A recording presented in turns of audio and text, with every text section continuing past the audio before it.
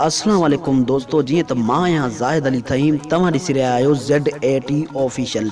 दोस्तों अॼु जी ही वीडियो उन्हनि दोस्तनि जे लाइ ख़ासि आहे जेके किंग ऑफ सिंध मुमताज़ मौलाई जा परस्तार आहिनि ऐं जेके किंग ऑफ सिंध मुमताज़ मौलाई जे आवाज़ खे पसंदि कंदा आहिनि, जेके उन जे गाननि खे पसंदि कंदा आहिनि, उन्हनि जे लाइ ही वीडियो ख़ासि आहे। दोस्तों मां तव्हांखे ॿुधाइण वारो आहियां त किंग ऑफ सिंध मुमताज़ मौलाई जो हिकु न्यू एल्बम अची रहियो आहे।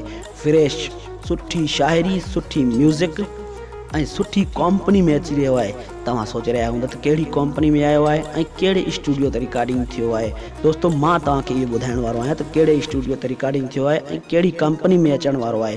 दोस्तों उन खां पहिरियां जे अगरि तव्हां मुंहिंजे यूट्यूब चैनल ते नवां आहियो त मुंहिंजे यूट्यूब चैनल खे सब्सक्राइब कयो, लाइक कयो, कमेंट्स कयो, महिरबानी। दोस्तों जी मां तव्हांखे ॿुधायां थो त SR प्रोडक्शन में अचण वारो आहे ही एल्बम नंबर 63 ऐं इरफान समय जे स्टूडियो ते रिकॉर्डिंग थियो आहे, जेको तमामु जल्द ही एल्बम SR प्रोडक्शन में अचण वारो आहे। दोस्तों अॼु जी ही वीडियो तव्हांखे पसंदि आई हुजे त मुंहिंजे चैनल खे सब्सक्राइब कयो, वीडियो खे लाइक कयो, महिरबानी दोस्तों।